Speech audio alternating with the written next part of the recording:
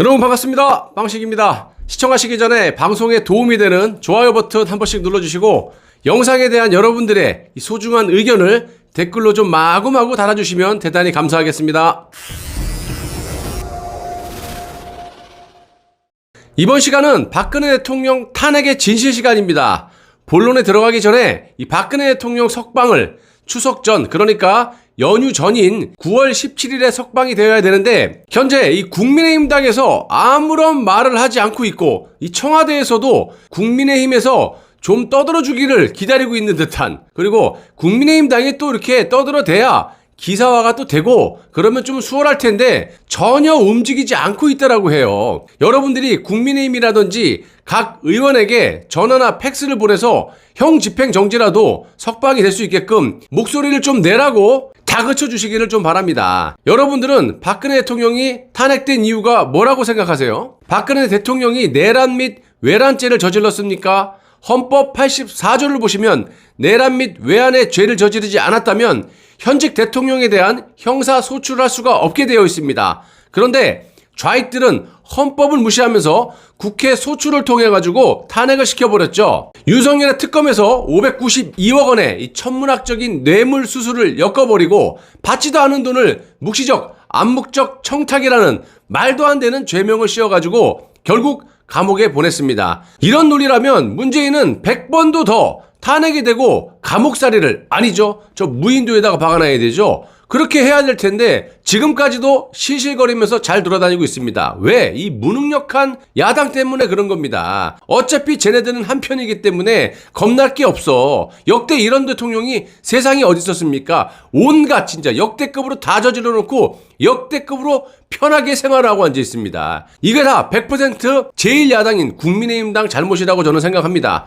자, 개인적으로 박근혜 대통령의 탄핵의 이유를 몇 가지를 꼽을 수가 있는데요. 윤석열의 특검에서의 온갖 조작 날조 수사, 그리고 내각제 개헌을 통한 영구 집권, 그리고 마지막으로 박근혜 대통령의 청렴함이라고 볼 수가 있습니다. 자, 문재인처럼 니들이 알아서 해, 걸리지 않게 다 해먹어, 이랬다면 박근혜 대통령 주위에 배신자들이 이렇게 많지는 않았을 거라고 생각하고요.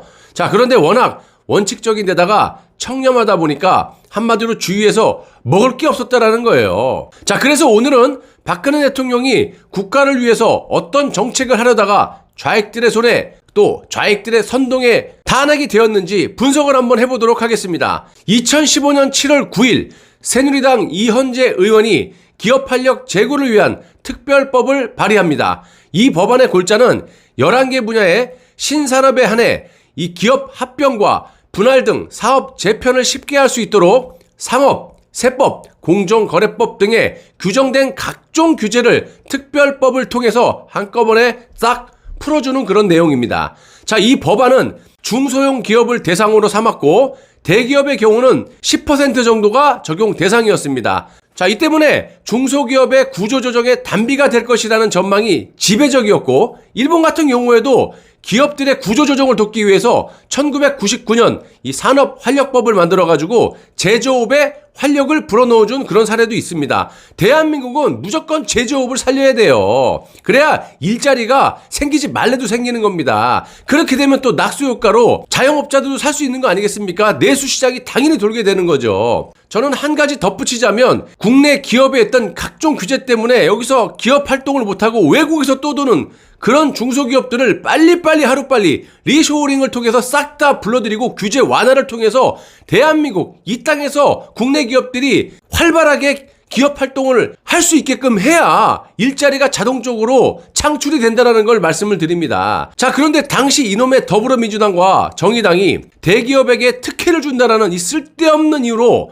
이 법 개정을 반대하자 박근혜 정부는 사업 재편 목적이 경영권 승계일 경우에 승인을 거부하기로 하고 승인 이후에도 경영권 승계를 위한 목적이 판명이 되면 세제상의 혜택을 취소함과 동시에 지원에게 3배에 달하는 과징금을 부과하는 견제장치를 마련해줬습니다. 이런저런 우여곡절 끝에 특별법은 이듬해 2월 4일 국회 본회의를 통과를 했고요. 발의된 지 7개월 만에 국회를 통과한 이 법을 정부가 공포하면서 2016년 8월 13일부터 시행에 들어갑니다. 이 특별법은 시행한 날로부터 3년간 유효하고 2019년 8월 12일 자정이 되면 법 자체가 소멸이 됩니다. 그런데 이놈의 문재인이 하는 짓을 보세요. 박근혜 대통령을 탄핵시키고 감옥에 보내놓고 뻔뻔하고 얍실하게 박근혜 정부에서 만든 이 법이 대한민국의 경제발전에 도움이 된다라고 판단하고 2019년 7월 13일 법 개정안을 가결합니다. 그래서 2024년 8월 12일까지 5년 더 시효를 연장하고 적용 대상 기업 수도 확대까지 해버려요. 이것만 보더라도 좌익들이 얼마나 파렴치한 인간들인지 아실 수가 있습니다. 지들은 절대 안 된다라고 반대를 해놓고 반응이 좋으니까 이거를 바로 인터셉터 해가지고 이 법을 확대 연장해서 이용을 해먹고 앉아있어요. 박근혜 대통령은 서비스 산업 발전 기본법과 노동개혁법 등 이 개정을 추진했고요. 대통령은 법 개정을 통해서 근로환경을 바꾸려고 했는데 이에 극렬하게 저항한 세력이 바로 이 민주노총입니다. 문재인은 이런 민주노총이 무서워서 반대를 했던 거고요. 박근혜 대통령은 이런 악습이 되풀이되지 않기 위해서 욕을 좀 먹더라도 과감하게 개혁을 시도하다가 탄핵이 된 거라고 봅니다. 자, 민주노총은 1차적으로 특별법 시행을 저지하기 위해서 하나의 선동 구호를 만들었는데 이것이 바로 원샷법이라는 그런 조어입니다. 원샷법 시행을 앞두고 있던 무렵 TV조선에서 미래재단 설립과 관련한 그런 의혹 보도를 시작하게 되고요. 안종범 수석 미래재단 500억 모금 지원이라는 이런 기사를 보도한 데 이어서 K스포츠재단과 미래재단 대통령 행사 동원 이런 후속 기사까지 내보냅니다. TV조선에서 시작한 일련의 사기 기획 폭로는 미래재단이 마치 전두환 시절에 이래재단인 것처럼 국민들이 오해하게 만들었던 거고요. 9월 20일에는 한겨레 신문이 또 단독으로 권력의 냄새, 스몰. 이 실세는 정윤회가 아니라 최순실이라는 그런 기사와 대기업 돈 288억 거둔 K스포츠재단 이사장은 최순실 단골 마사지 센터장.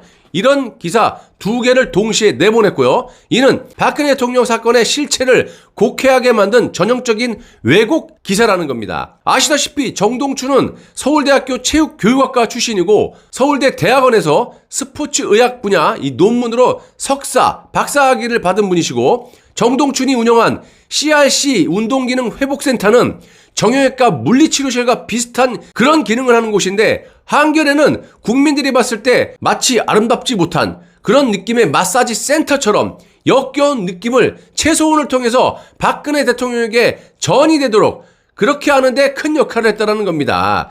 거기에다가 민주노총의 핵심 단체인 투기자본감시센터라는 곳에서 안종범 당시 청와대 정책조정수석과 최소훈을 비롯해서 미래재단 및 K스포츠재단의 대표 및 이사, 전경련 회장단과 64개 대기업 대표 등 총 87명을 뇌물 혐의로 검찰에 고발장을 제출합니다. 그 고발 근거가 민주노총이 만들어낸 원샷법입니다. 안종범과 최소원이 전경련 회장 등과 공모해서 미르재단과 K스포츠재단 등 두 개의 재단을 설립하고 두 재단을 이용해서 재벌들로부터 866억 원의 뇌물을 받았으며 대통령은 뇌물을 받은 대가로 원샷법을 통과시켜줬다라는 그런 이유예요. 말도 안 되는 소리죠. 고발장의 대부분의 내용은 박근혜 정부의 경제 정책을 비판하는 이 민주노총 주장을 그대로 인용한 것이고요. 미르나 K스포츠재단과 관련된 내용은 딱 2장에 불과했다라는 겁니다. 그것도 TV조선과 한겨레 신문 등에 보도된 허위 기사들을 나열하는 그런 수준이었고요. 민주노총 주장과 언론의 허위 기사는 이처럼 맥을 같이 했던 겁니다. 이 사기꾼들이. 자, 이른바 촛불 집회가 시작된 날은 2016년 10월 29일이고 이는 투기자본감시센터에 고발장이 제출되고 정확히 한 달 후입니다. 또한 이 고발장 제출과 촛불 집회 개최는 아주 절묘하게 맞물려 있다는 겁니다. 제가 여러 차례 방송에 소개를 해드렸던 이 민주노총의 핵심 단체인 투기자본감시센터는 박근혜 대통령을 최초로 고발한 단체고요. 또한 윤석열의 실명을 거론하면서 성명서에 특검의 수사팀장으로 임명하라는 지령을 내린 그런 좌익단체입니다. 이를 문재인이 바로 수락을 하고 지방에서 떠돌던 평검사 윤석열을 특검의 수사팀장으로 임명을 하고 지금의 상황을 만들게 된 겁니다. 이 고발장에는 박근혜 대통령이 뇌물을 받은 사람으로 기재가 되어 있긴 한데 고발 대상은 아니었습니다. 왜? 현직 대통령은 헌법 84조에 의거해서 내란 및 외환의 제외에는 형사소추 대상이 아니기 때문이고, 고발장이 제출이 되자 검찰은 이 사건을 바로 서울중앙지검 형사 8부 한웅재 부장검사에게 배당을 합니다. 검찰이든 경찰이든 수사기관에서 특정 사항이나 특정인을 조사하려면 법적인 근거가 있어야 되죠. 고발장에는 더불어민주당 오영훈 의원실에서 작성한 재단법인 미르 및 K스포츠재단의 모금 현황이라는 문건이 증거자료로 첨부가 됐고요. 이 자료에는 두 재단에 돈을 낸 기업, 이름과 출연금 액수, 기부 날짜들이 도표로 정리되어 있었는데 검찰 수사 결과와 비교하면 출연금 액수와 기부 날짜가 다르다는 거예요. 한마디로 증거자료 자체가 허위, 조작, 날조, 이런 셈이라는 겁니다. 출연금의 총 액수가 744억 원이라는 점은 검찰이 수사 과정에서 확인한 금액이고요. 고발장에 기재된 뇌물 액수는 866억 원. 한마디로 가공된 숫자라는 사실도 검찰이 파악을 이미 하고 있었다는 얘기입니다. 자, 이처럼 고발 내용이 사실이 아니면 검찰은 당연히 무혐의 처분을 내려야 되는 겁니다. 이게 정상이에요. 그런데 검찰은 고발장 제출을 기다렸다는 듯이 그냥 아주 신속하게 수사에 착수를 했다라는 겁니다. 이것들이 사람입니까? 최소원의 변호를 맡았던 이경재 변호사는 2017년 2월 26일에 열린 그 재판에서 검찰의 고발인 진술조서를 제출해 줄 것을 요청했지만 검찰은 당연히 어떻게 하겠습니까? NO! 거부를 해버립니다. 당시 검찰총장인 이 배신자 김수남 체제의 이 검찰이 박근혜 대통령과 그 주변을 압박할 수 있었던 법적 근거가 바로 이 고발장이었던 거예요. 자, 검찰은 안종범과 정호성에 대한 조사가 더 필요하다고 하면서 청와대를 상대로 압수수색에 나섰고, 청와대를 향한 검찰의 압박은 줄기차게 지속적으로 계속됐었고요. 검찰의 무리한 수사를 보다 못한 이 법무장관 김형웅이 그나마 양심이 있나 봐요. 2016년 11월 23일에 자진 사퇴를 하고 맙니다. 박근혜 대통령이 임명한 이 김수남 검찰총장이자는요, 대통령의 등 뒤에 비수를 꽂고 잠시 해외로 도피했다가 다시 귀국을 해갖고 현재는 태평양이라는 대형 로펌에서 잘 먹고 잘 살고 있습니다. 이 무렵 보수진영 일각에서 헌법 84조를 근거로 박근혜 대통령을 겨냥한 검찰의 수사를 강하게 비판했었는데요. 그런데 여기서 역적 판사가 등장합니다. 헌법 위에서 놀고 있는 바로 이 이자 김세윤이라는 역적 판사인데요. 잘 기억해 주십시오. 제가 여러 번 보기도 싫지만 계속 띄워드리지 않습니까? 자, 이 흰머리 역적 김세윤 판사는 헌법 84조, 그러니까 내란 및 외란의 죄가 없을 시에는 현직 대통령을 형사소추할 수 없다, 이거를 이런 식으로 해석을 합니다. 들어보십시오.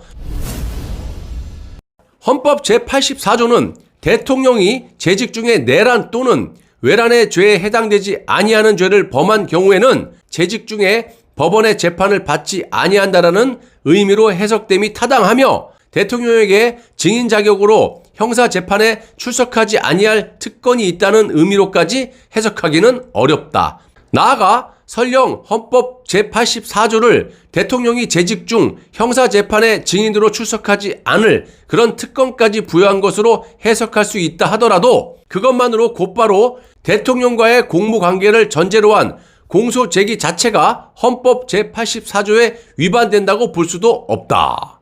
이딴 해석을 했는데요. 자, 이는 검찰도 현직 대통령을 형사소추, 즉 재판에 회부할 수는 없지만 수사나 입건을 할 수 있다라고 주장하는 겁니다. 이처럼 법원과 검찰의 논리라면요, 현직 대통령은 헌법 제84조에도 불구하고 수사 대상이 될 수도 있고 형사재판의 증인으로 출석을 해야 되며, 대통령과 공모관계가 있는 그런 사건과 관련해서는 공소 제기도 가능하다라는 그런 얘기 아닙니까? 문재인은 뭐하고서 지금 빨리빨리 끄집어내서 재판장에 빨리 세워서 뭐 증인을 세우든지 피고인이 되든지 빨리빨리 소추를 하든지 하란 말이야.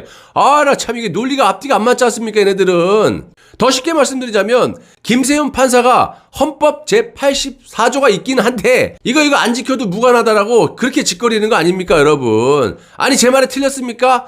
법이 있으면 법대로 해야지 왜 김세윤 저자는 지 주관적인 논리로 헌법을 해석하고 파괴를 합니까? 틀렸으면 틀렸다고 말을 해봐 이거사. 이 흰머리 역적 판사야. 자 여러분 마지막으로 박근혜 대통령을 최초에 고발하면서 윤석열을 특검의 수사팀장으로 임명하라는 그런 지령을 내린 민주노총의 핵심 단체인 투기자본감시센터, 여기에는 꼭 나중에 특검 수사를 해야 된다고 보고요. 고발장이 첨부된 증거 자료의 근거가 된 언론 기사의 생산 과정에 관한, 언론 기사의 생산 과정에 관여한 현직 검사, 그러니까 윤석열이 고발인인, 또 이것도 그러니까 투기자본감시센터, 다시 말씀드리면 언론 기사의 생산 과정에 관여한 현직 검사인 윤석열이 투기자본감시센터가 희망하고 주장한 바에 따라서 특검 수사의 실무를 총괄하는 수사팀장을 맡아서 진행된 이 특검 수사는 그 태생부터가 공정하지 못했다라는 것을 명백하게 밝히면서 오늘 방송을 마무리하도록 하겠습니다. 나라의 주인은 국민, 바로 여러분들이시고 무너져가는 나라를 바로 세울 분들도 바로 여러분들이십니다. 저도 포함되는 거고요. 국가는 있을 때 지켜야 되는 겁니다. 나라가 없는데 살아서 뭐합니까? 라는 각오로 하루하루 거짓 없는 진실된 방송만 제작해서 여러분들께 제공하도록 꼭꼭 약속드리겠습니다. 여러분 끝까지 시청해 주셔서 대단히 감사합니다.